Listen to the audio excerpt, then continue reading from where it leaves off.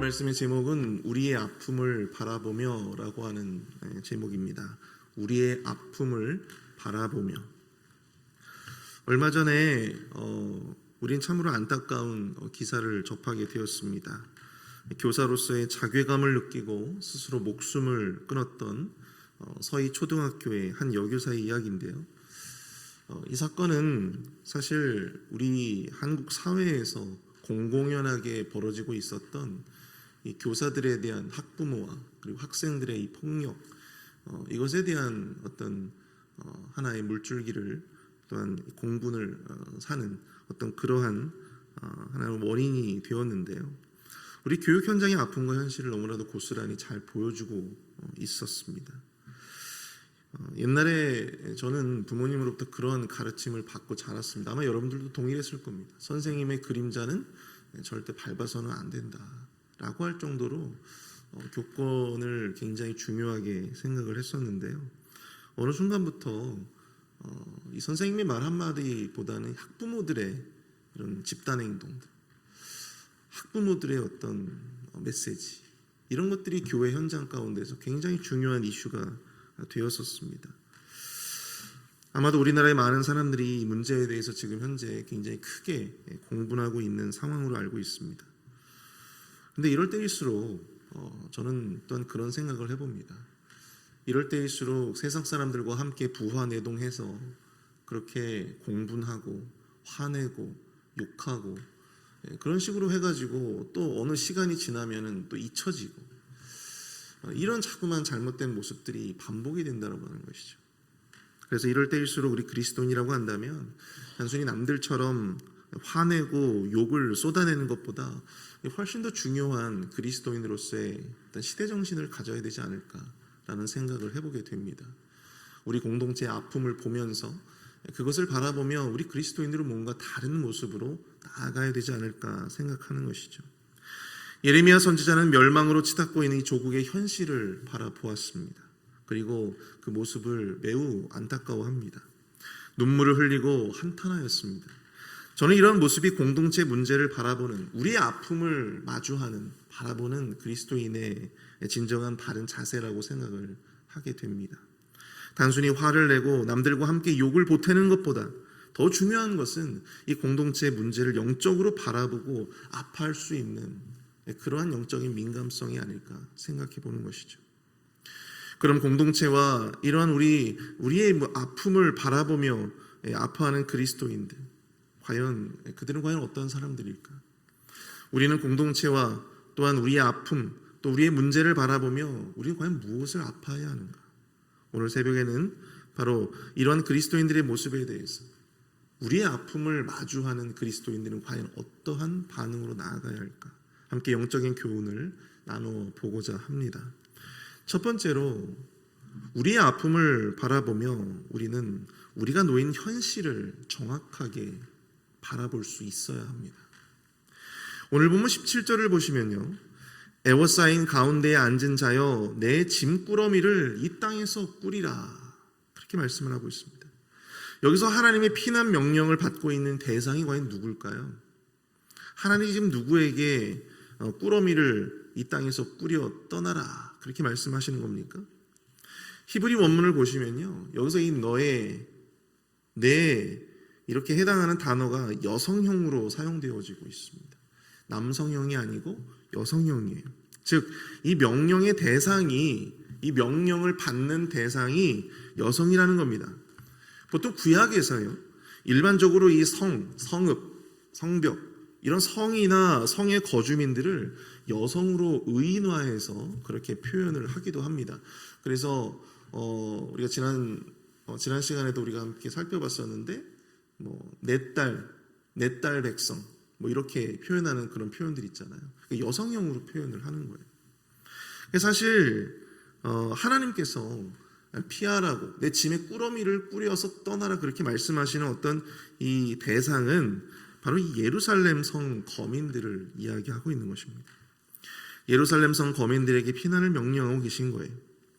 그런데 하나님은 이 예루살렘 성 거민들을 애워싸인 가운데 앉은 자여, 이렇게 호칭하고 있습니다. 이들은 과연 무엇에 애워싸여 있는 것입니까? 그것은 예루살렘을 위해서 하나님이 북방에서 일으키신 목자들, 즉 적군들, 대적들을 의미한다라고 하는 것이죠. 대적들에게 둘러싸여서 언제 죽을지 알 수 없는 이 도간에 든 쥐와 같은 신세가 바로 이 예루살렘 성에 거주하고 있었던 바로 그들의 거민들이었다라고 하는 것입니다. 이들을 이렇게 표현하는 것은 이렇게 긴박한 상황임에도 불구하고 자신들의 예루살렘 성벽이 아직까지는 견고하다, 그렇게 믿고 자부하며 있었던 그들의 무지함과 어리석음을 전제를 두고 그렇게 표현을 하고 있는 것입니다. 본문 18절에서 하나님은 아주 충격적인 예언을 하세요. 여호와께서 이와 같이 말씀하시되 보라 내가 이 땅에 사는 자를 이번에는 내던질 것이라 그들을 괴롭게 하여 깨닫게 하리라 하셨느니라. 여기서 내던질 것이다, 내던질 것이다 그렇게 표현을 하고 있는데요. 여러분들 그 영화를 보시면 예전에 뭐 중세 시대나 고대 시대 전쟁 영화를 보시면 투석기라고 하는 걸 여러분 보신 적 있으십니까? 투석기 보셨죠?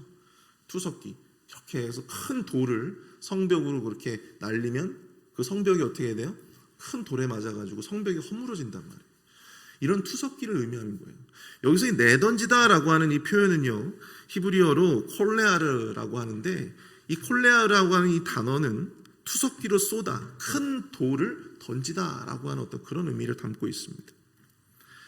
하나님께서는 바로 이 예루살렘 거민들을 마치 투석기로 돌을 날리듯이 그렇게 심판의 한가운데, 대적들의 그 한가운데로 그들을 던지겠다, 그렇게 말씀을 하시는 거예요. 하나님이 지금 가지고 있는 어떤 이 진노의 크기와 그리고 이 심판의 강도에 대해서 말씀을 아주 전적으로 표현을 해주고 있는 말씀이라고 할 수가 있습니다.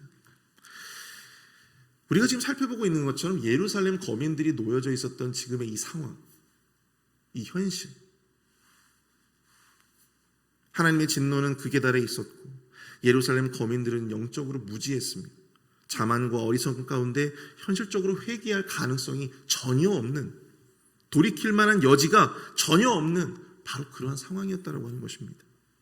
그리고 이제 바벨론 제국, 하나님께서 북방으로부터 일으켜왔던 이 목자와 양들에게 결국 애워싸여져 있는, 둘러싸여져 있는, 포위되어 있는, 옥죄고 있는 그런 숨막히는 상황이 바로 그들이 마주하고 있었던 현실이었다고 하는 사실입니다.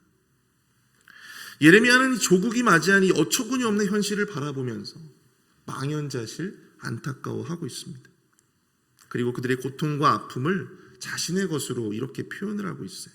본문 19절부터 20절까지를 보시면 슬프다 내 상처여 내가 중상을 당하였도다. 그러나 내가 말하노라 이는 참으로 고난이라 내가 참아야 하리이다.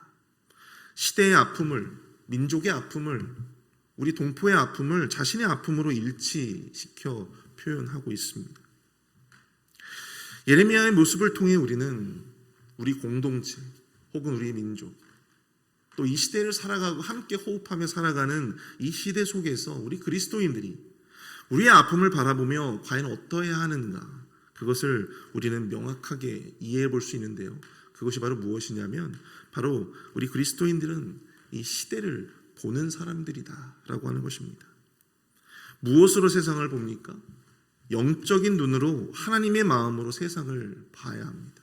우리가 가진 아픔을 봐야 한다라고 하는 사실입니다. 무너진 예루살렘 성벽을 바라보며 고통당하는 동족의 아픔을 멀리 이방 땅에서 안타까워하며 기도했던 느헤미야. 여러분들 예레미야와 느헤미야 여러분들 많이 헷갈려 하시죠? 네. 자, 성벽을 52일 만에 성벽을 건축했던 사람은 누구예요? 네? 느헤미야. 네. 눈물의 선지자는요? 그렇죠. 그걸 잘 구분을 하셔야 됩니다. 여러분 느헤미야는요 한 번도 자신이 가보지 않은 땅이었어요. 예루살렘은. 여러분들 알다시피 느헤미야는 이 포로기 때 이 페르시아에서 태어난 사람 아니겠습니까? 근데 한 번도 자신이 밟아보지 않은 그 땅에 또한 그 민족을 위해서 이 느헤미야는 안타까운 마음을 가지고 이 동포가 어려움 가운데 있다라고 하는 소식을 듣고 이 마음에 큰 아픔을 그가 바라보았다라고 하는 사실입니다. 시대의 아픔 속에서 분노하는 것은 너무나도 쉬운 문제죠. 시대의 아픔 속에 남들과 함께 욕을 한 태바가지 보태는 것, 여러분 이거 일도 아니죠. 그러나 그러면 뭐가 상황이 나아집니까? 우리의 아픔을 바라보면서, 우리 공동체의 아픔을 바라보면서 하나님의 마음을 품고 하나님의 눈으로 그 아픔을 마주해야 한다고 하는 사실입니다. 그래야 우리가 그 아픔 속에서 하나님께서 우리에게 주시는 사명, 하나님께서 우리에게 주시는 영적인 메시지를 깨달을 수 있는 그런 길이 보인다라고 하는 사실이죠. 본문 21절에서 예레미야는 이렇게 탄식합니다.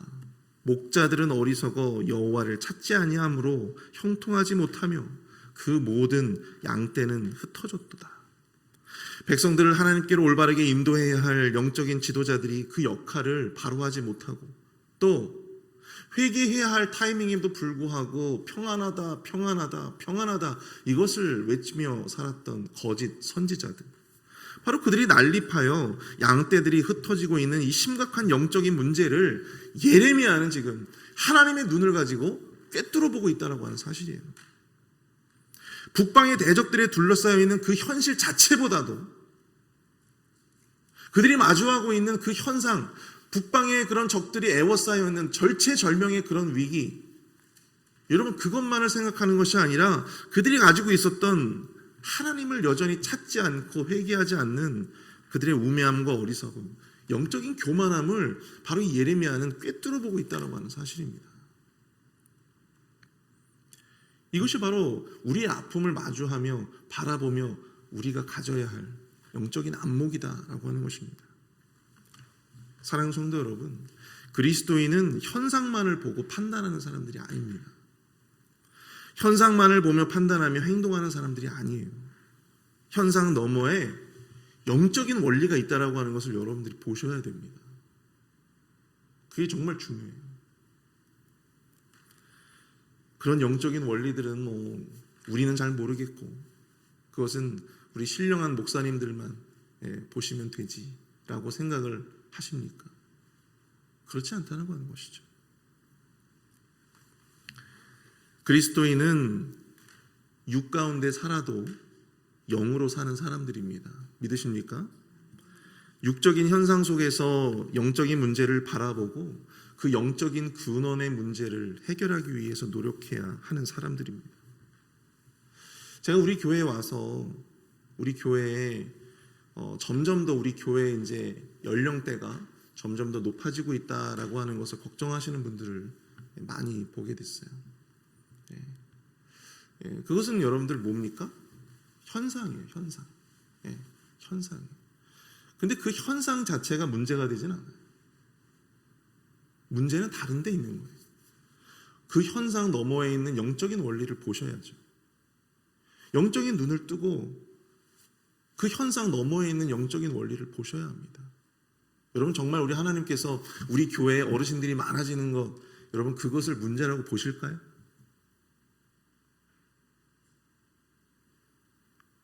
현실은 그게 아닙니다. 우리가 마주하고 있는 영적인 현실은 그게 아니에요. 다른 데 있는 거예요. 여기서 우리가 생각해 볼 수 있는 거예요. 예레미야는 그 문제를 자기와 일치해서 생각하고 있다고 하는 것에 여러분 주목하시기 바랍니다. 우린 자꾸만 그 문제의 근원을 자꾸만 다른 사람에게서 찾아요. 다른 제도에서 찾습니다.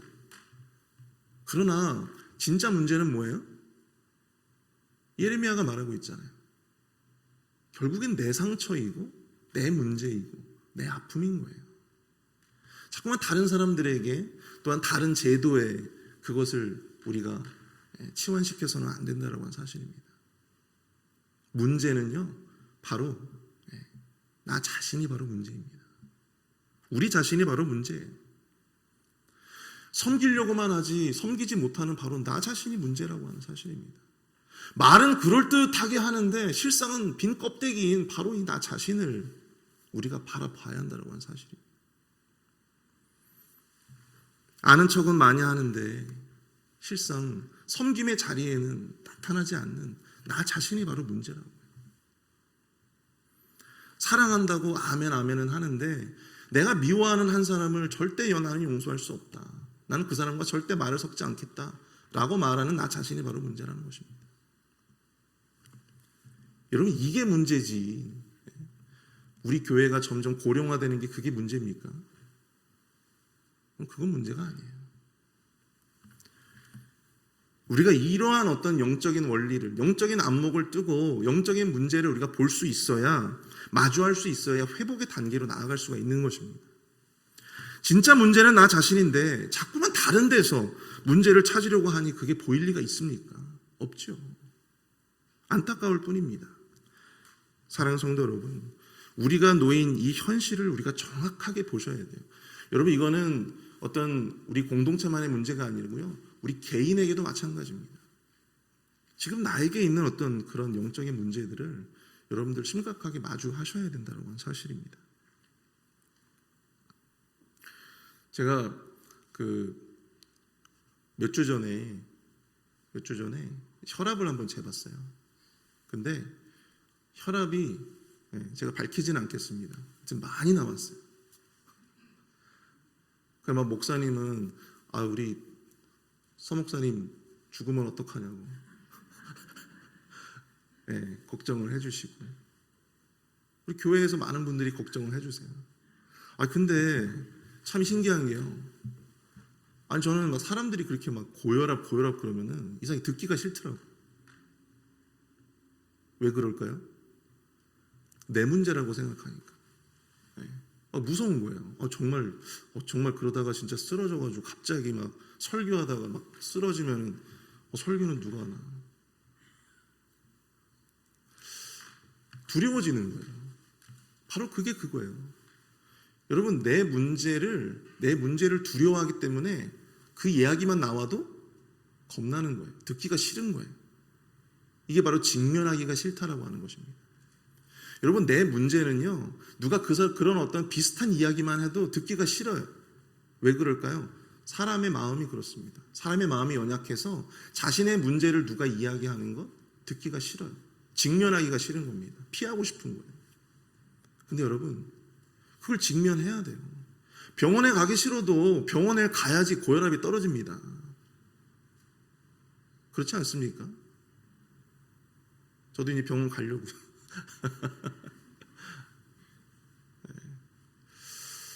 직면해야 돼요, 여러분들. 직면하셔야 됩니다. 나의 영적인 문제, 우리 공동체의 영적인 문제를 직면하셔야 돼요. 현실을 바로 보셔야 됩니다. 두 번째로, 우리는 그 직면한 현실 앞에 우리의 아픔을 바라보며 우리는 하나님께 기도할 수 있어야 합니다. 오늘 보면 23절부터 25절까지의 내용을 보시면 예레미야가 하나님께 간구하는 기도가 나옵니다. 23절을 보시면, 여호와여, 내가 알거니와 사람의 길이 자신에게 있지 아니하니 걸음을 지도함이 걷는 자에게 있지 아니하니이다. 아멘. 한 절의 말씀이지만 아주 신학적인 그러한 내용이 함축된 말씀이에요. 아마 여러분들 이거 암기하시는 분들도 있을 겁니다. 사람이 자신의 발걸음을 걷고 방향을 결정하는 것 같아 보여도 실상은 그마저도 자기 마음대로 할 수 없다라고 하는 것입니다. 모든 것이 다 인간을 창조하신 하나님의 계획 안에 있다라고 하는 거예요. 하나님의 섭리 안에서 우리는 그저 움직이고 있다라고 하는 것이죠. 이것은 결국 유다 사람들의 운명도 그들이 아닌 그들의 진정한 주인 되시는, 그들의 진정한 왕이 되시는 하나님의 손 안에 있다라고 하는, 하나님의 큰 계획 안에 있다라고 하는 것을 신뢰하는 그리스도인의 고백이라고 하는 사실입니다. 본문 24절을 보십시오. 여호와여, 나를 징계하옵시되 너그러이 하시고 진노로 하지 마옵소서. 주께서 내가 없어지게 하실까 두려워하나이다. 예레미야는 자신을 징계하시되 너그러이 하시고 진노로 하지 말아달라, 그렇게 간구하고 있습니다. 죄는 유다와 예루살렘 사람들이 지었는데 왜 그 죄를 자신의 죄로 안고 하나님 앞에 그 죄를 통해서 자신을 심하게 벌하지 말아달라 말씀하고 이야기하고 있는 것일까요? 예레미야는 하나님께 그들을 용서하시도록 그들을 향해 너그럽게 자비를 베풀어 주시기를 간구하고 있는 것입니다. 이처럼 우리의 아픔을 마주하는 그리스도인들은 이처럼 우리의 아픔을 위해 하나님을 찾고 또 하나님께 간구할 수 있어야 한다고 하는 것입니다. 시대의 아픔을 비판하고 비난하기는 쉽지만 우리가 그것을 하나님의 도움을 구하며 기도하는 어떤 전환점, 기점으로 삼는 자들은 적습니다. 이것이 바로 현실이에요. 개인의 아픔을 위해 우리가 기도하기는 쉽지만 우리 공동체의 문제, 이 나라의 문제, 우리 조국의 문제, 이것과 이 아픔과 이 문제들을 놓고 기도하는 것은 여러분 쉬운 문제가 아니죠. 하나님은 우리가 우리 공동체를 위해 이 시대가 안고 있는 아픔과 연약함을 위해 기도해야 할 것을 말씀하고 있습니다. 태어나서 한 번도 가보지 못했던 조국 유다 이 백성들을 위해서 제가 앞서서 말씀드렸던 느헤미야는 그 머나먼 땅에서 무려 석 달씩이나 금식하며 하나님 앞에 기도했다라고 하는 사실입니다. 그 안에 동족 예루살렘을 향한 아픔과 또한 안타까움, 슬픔이 있었기 때문이죠. 그들의 슬픔과 그들의 문제가 아니라 그것을 나의 슬픔이고 또 나의 아픔이라고 여기며 그들은 기도했습니다. 사랑하는 성도 여러분, 우리를 바라보면 해결 방법이 없습니다. 우리를 의지하면 할수록 우리는 점점 그 길을 벗어남을 느끼게 된다는 사실이에요. 그래서 우리는 우리를 의지할 수가 없습니다. 결국은 나 자신도 우리 공동체도 하나님의 섭리와 도우심을 구해야 돼요. 기도밖에는 답이 없다라고 하는 것을 너무나도 진부한 이야기 같지만 진리가 그렇습니다. 진리가 그래요. 말씀이 그렇습니다. 기도밖에는 정말 답이 없습니다. 나의 연약함과 아픔을 위해서 공동체와 시대의 아픔과 연약함 그것을 위해 하나님 앞에 간구하고 또 하나님을 찾는 현명한 주의 백성들이 되시기를 축복합니다. 바른 시대의 정신을 가진 그리스도인으로서 하나님의 자비와 능력을 구하는 우리 모두에게 여러분 하나님께서 선하게 응답해 주시고 우리 공동체를 회복시켜 주시고 우리의 삶을 온전히 회복시켜 주실 줄로 믿습니다. 하나님이 건져주시고 긍휼의 은혜를 힘입는 오늘 하루가 되실 수 있기를 축복합니다. 오늘 말씀을 생각하면서 함께 기도하도록 하겠습니다. 하나님, 우리의 영적인 현실을 바로 깨달아 알게 하여 주시옵소서. 현상의 문제에만 갇혀서 그것을 비판하고 비난하는 데에만 시간을 쏟는 것이 아니라 영적인 근원을 위해서 하나님 앞에 더욱더 기도로 간구할 수 있는 하나님 우리를 긍휼히 여겨달라고 하나님 우리 인생을 긍휼히 여겨주시고 우리 교회를 긍휼히 여겨주시고 우리 공동체 우리 조국을 긍휼히 여겨달라고 주님 앞에 간구할 수 있는 뜨거운 심장을 가진 우리 그리스도인들이 될 수 있도록 역사해달라고 함께 우리 간구하며 기도하며 나아가도록 하겠습니다.